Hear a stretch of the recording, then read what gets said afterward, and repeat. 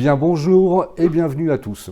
Je me présente, Frédéric Schex, dirigeant de DCP, l'agence Business to Business, que j'ai co-créée il y a maintenant un petit peu plus de 20 ans. Dans le contexte économique actuel, dans cette situation un petit peu particulière, nous avons décidé de mettre à disposition des managers et des responsables marketing et commerciaux notre savoir-faire en matière de développement commercial.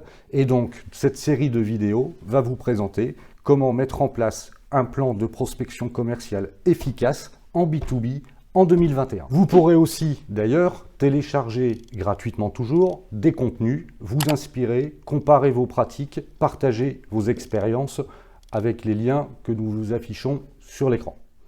Cette première vidéo, donc d'aujourd'hui, a pour but de poser les bases.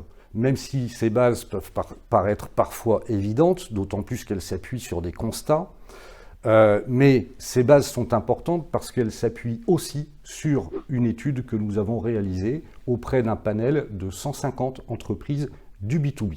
Alors, bien sûr, en B2B également, puisque c'est le cas depuis de longue date en B2C, mais en B2B également, le web est devenu incontournable puisque notre étude révèle que 70% des acheteurs B2B qui ont un besoin commencent par faire une recherche sur Google. À partir de cette recherche sur Google, ils doivent atterrir sur un site attractif, trouver réponse immédiate à leurs besoins, et si par bonheur ils formulent une demande en remplissant un formulaire ou un formulaire de contact, il faut qu'ils aient une réponse extrêmement rapide.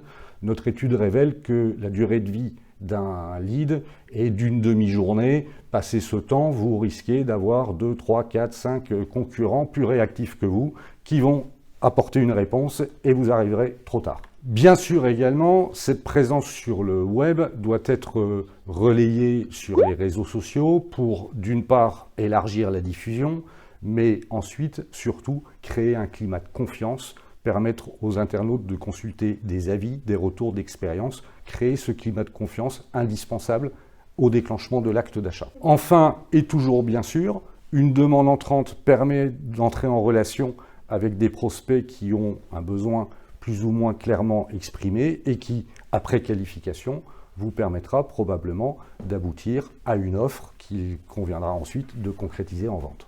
Alors, tout ça, c'est très bien, c'est indispensable, on vient de le dire, mais est-ce suffisant?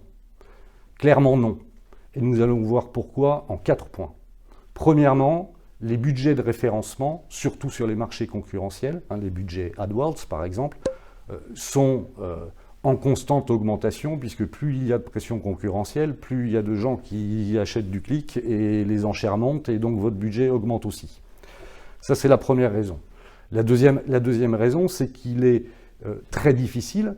Générer des demandes entrantes, c'est l'idéal, c'est parfait, mais par contre, l'inconvénient, c'est qu'il est difficile d'en maîtriser précisément le flux, la volumétrie, et de les choisir.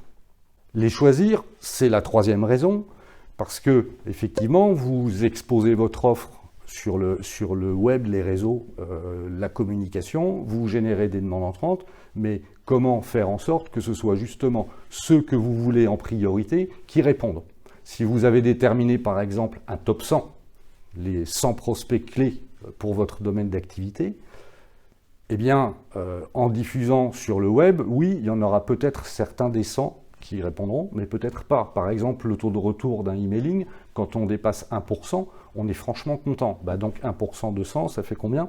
Et si ça fait 0,9, ça fait combien? Ça fait 0.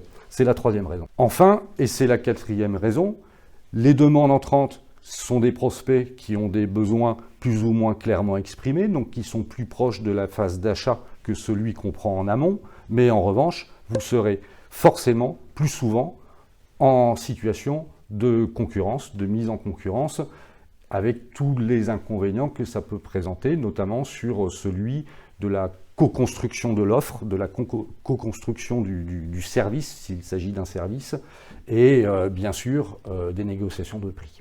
Ce sont pour toutes ces raisons qu'en complément et en synergie avec ces actions de communication, il convient de mettre en place un programme de prospection commerciale efficace, des actions proactives pour aller à la rencontre des prospects que vous souhaitez et maîtriser le flux de leads que votre équipe commerciale aura à gérer. Nous allons donc vous expliquer comment faire, comment mettre en place un plan de prospection commerciale efficace en B2B, expérience acquise auprès d'un panel de 500 clients environ depuis la date de la création. Alors bon visionnage, en espérant que cette première vidéo vous a plu. Si c'est le cas d'ailleurs, vous pouvez la liker, la partager, vous abonner.